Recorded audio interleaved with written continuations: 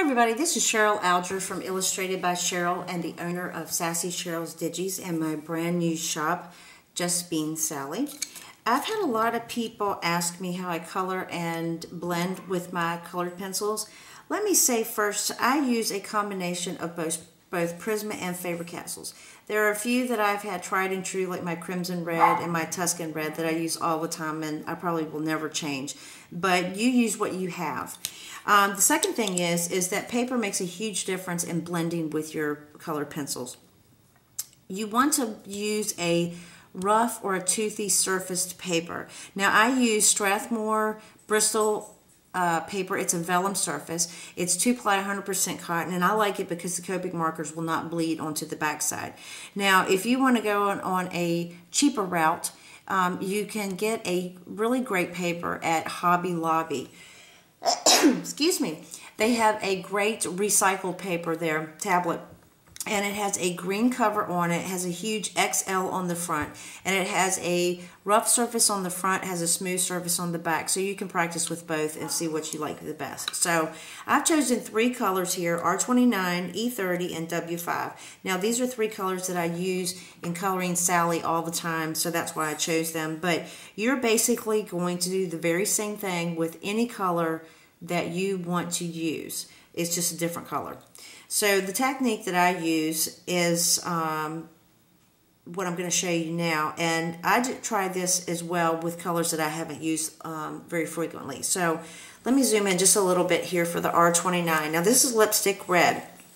Now the first thing that you want to do in choosing or coloring with your colored pencils is you want to choose a colored pencil that is very similar, if not the same color, as the Copic marker. This will be for blending on top and smoothing out the color.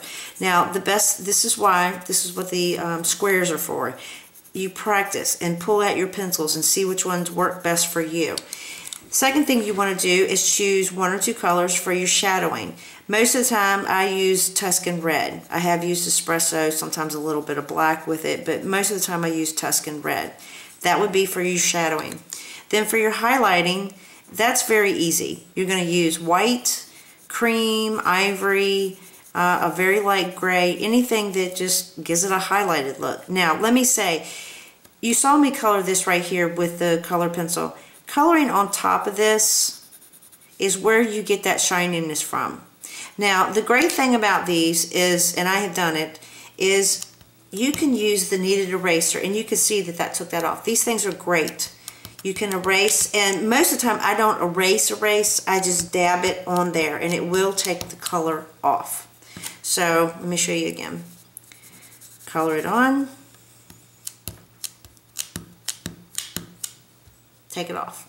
And I'm going to show a picture of this to you, but I couldn't zoom out because it just won't zoom out far enough because I have it on the tripod. But I always tape down my illustration to an old piece of cardboard, and you can use the backing of one of your Bristol board tablets.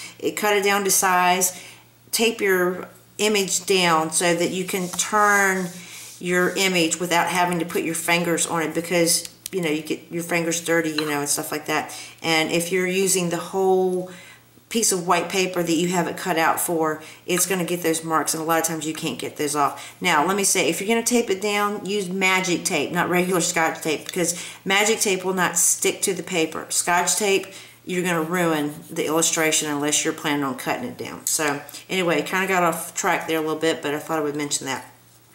So now, I think these might work for me. So first, I decide where my highlighting will be. Let's say I want the highlights all over here. So we'll color that in with the cream, and then a light Tuscan Red. And then I can go back in with my crimson and blend that together. And you can see how it tones it down. And you always want to go past your shading so that you don't get what I call like a transition line. You want it to move smoothly into the shading, the shadowing, or the highlighting. So it just is a more smooth, even transition. And I'm not going to keep working with that because there's not time for it, but you kind of get the idea. So then with E30, I use that for Sally's hair most of the time. Now, beige is the closest color that I have found for the E30. Now, you might find something else that you like better, run with it. This is just what I use. I do not use the beige in Sally's hair. This is just for the tutorial purposes. But this would be for the blending over top. Now, I do not use a highlighting color because this is a light color. And white, here we go. White, it might tone it down a little bit, and I do put that in Sally's hair after I get the strokes in, but you have to leave a spot for it. Now, goldenrod is what I use most of the time for highlighting.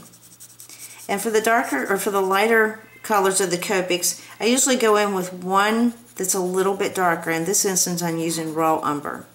So, do I like that? I'm not sure yet. So I want to take my beige and I want to go back in and kind of blend it. Now, is that giving me the look that I want? Maybe, maybe not. For this instance, yes. And again, you blend past so that it all blends together. So I'm not going to use this one because this is a light color and you basically get the idea. But you just keep blending it over until you get where you want. And with these, you can go back in with it. And like I say, not real thrilled about that. Just tap it on with the texture paper. It will take it right off. Not completely, but it'll take it off.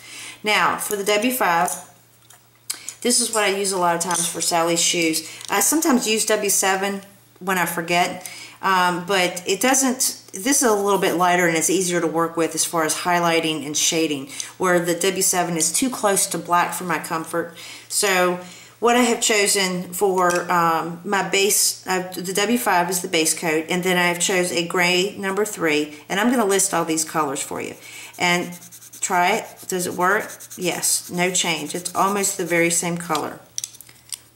Now, most of the time with these darker colors, especially the W5, I usually use 2 different colors for shadowing, and sometimes 3. Sometimes espresso is a huge, you'll see that in a lot of my images. I use espresso a lot. So this would be my first shading, and this is with a gray number 5. I have to look at the color names because I just grab and run. And then black. And if I want to blend that through, then I come back in and go right over it. Again, you don't want that harsh line. And for highlighting, very, very light gray. This one is a gray, warm gray number 1. That is really, really light. That, I mean, as far as not light like it pops white. This is white. A lot different. I usually don't use white because it is kind of a stark difference. And you can even color over top of that to tone it down. So am I happy? Let's see. I'm going to use the white so you can see more of a difference. So white for the highlighting. You want to put that in first. And of course you wouldn't be straight down. I'm just giving you this to kind of show you how it works. And then my first shadow. This is with the warm gray number 5. And then you want to go a little bit darker, then go with the black.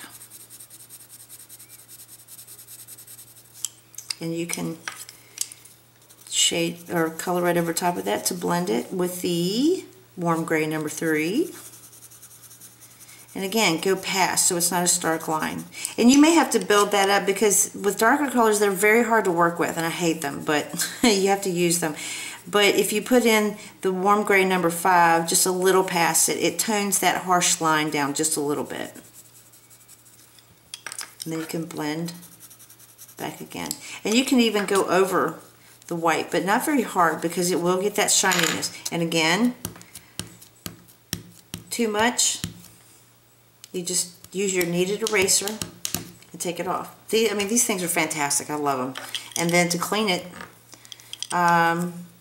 you just pull it apart.